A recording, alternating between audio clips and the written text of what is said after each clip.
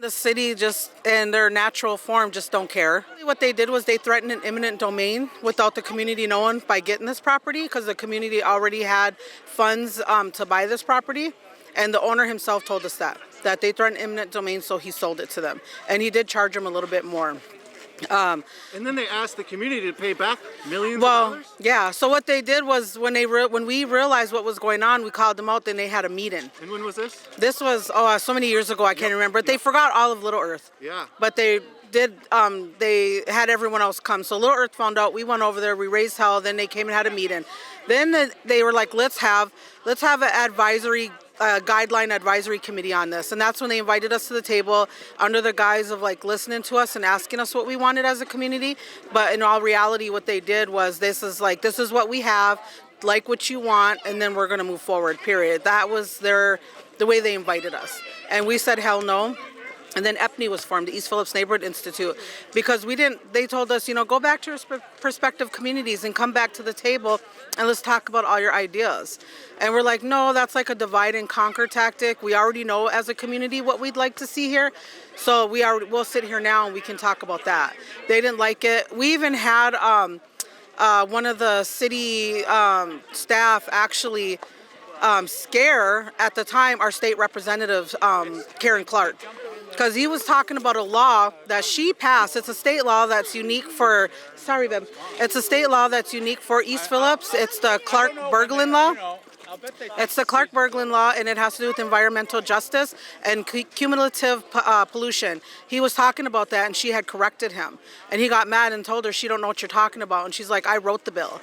I know what it's all about. So he attacked her, and we were like, we don't want to be part of this anymore. You guys are very violent. You're not listening to us. So we got EPNI going. We contacted a lot of people, and we're here now fighting. And what's sad is I had Mayor Frey, before he got into office, look me in my face and tell me, I support East Phillips. I support EPNI. When I get in office, I'm going to see what I can do to help. He looked me in the eye and said that. And now today, when we went to a meeting with him about 3-4 months ago, he looked me in my eye and I told him, I don't want to bury no more children. I'm tired of the kids in my community dying. Sorry. I get choked up every time. It's so sad. But he just sat there and stared at me like, yeah, yep, I hear you. And to have him sit there and stare at me while I'm holding one of my great nieces I raised in my arms, who has a brain shunt and has asthma, for him to sit there and just stare me in my eye like he gives a shit, but then he turns around and he does this. So what he's doing is he's killing us. He's killing us. He's slowly killing us. Not so slow for others, like I've already buried a child. So we're still fighting. We're just asking that they let us have a chance. They had an opportunity. They still have an opportunity to put this idea of theirs somewhere else. A whistleblower from their office, from the city, showed us a paper that they had a whole nother site and it would have been a lot cheaper for them to put this idea in. And they are totally saying that whoever wrote that from the city don't know what they're talking about. So they're putting down their own staff, but we know it's true. And we won't give up that person because we respect their privacy, but they're just fucking us over. I'm sorry if I don't know if I can say that, but they're fucking us over. They don't care. They just don't give a shit. And we just have to do whatever we have to do to fight for ourselves like we always do. Well, thank you for that. Real quickly, so I know Chavez and another city council member worked to get a memorandum of a different... Andrew Johnson. Yes, thank you. Chavez and Andrew Johnson worked to get sort of was it compromise in a way? Or it's always a compromise. Yeah. So are you okay with some of the things that came out of that? What is your thoughts around the compromise? I feel like what they're asking us to do is to say, you know what, you're going to give us 3 acres, you're going to give us some scraps, and then we're going to allow you to pollute us then. Like, that's defeating the whole purpose of the fight.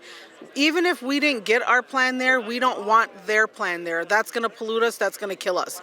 They're going to dig up, they're going to knock this building down that's holding down arsenic that was so poisonous, so dangerous that they dug up over 500 homes and businesses in East Phillips of all this soil. That it was so bad. And then the mayor told me, I don't think the arsenic is that bad. That's what he told me. I said, are you talking about the same arsenic that the city had dug up over 500 plus homes and removed, and they were all wearing those big white safe suits? Like, that's not that. Oh, no, yeah, that was, but not this. But it's the same arsenic.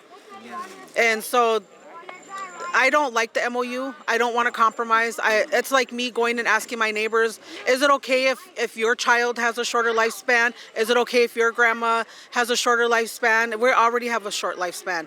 Native Americans, our elders are 55 years old and up because our lifespan is so short. Not at 65 like everyone else. So I don't like the MOU. I don't want it. And I'm not going to ask my community to compromise the lives of their families because for 3 acres of land, when we should have it all. So two last questions, and thank you so much for taking this time.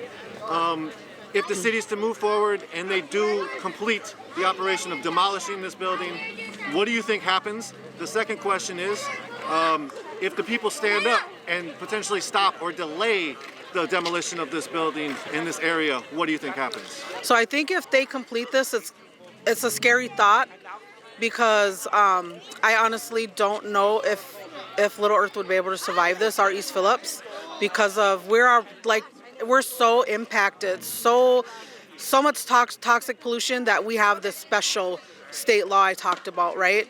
So if this happens and we're already suffering the most, like Karen Clark, our former state representative for over 30-something years, she has a board that shows it, flip by flip, and she shows parts of Northside and then parts of East Phillips, our East Phillips. And every time you flip it, there's asthma, there's lead poisoning, there's strokes, there's diabetes, heart disease. It's all concentrated on Northside and in East Phillips.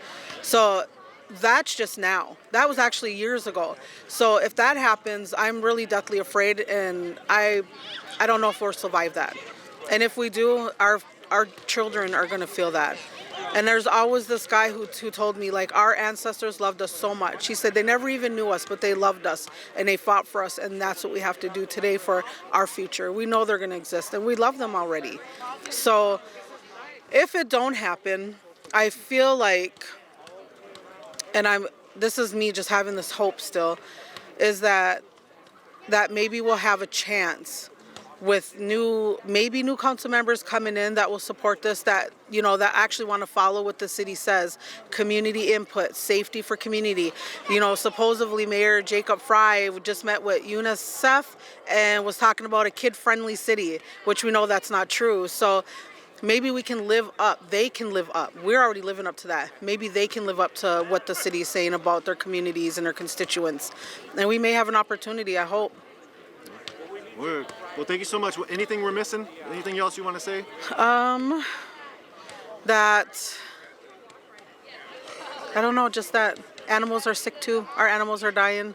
Our animals are sick. So, and our companions, and they're the ones who give us comfort. And so we have to think about them too and respect them. We have to remember to respect all of each other and our animals. So.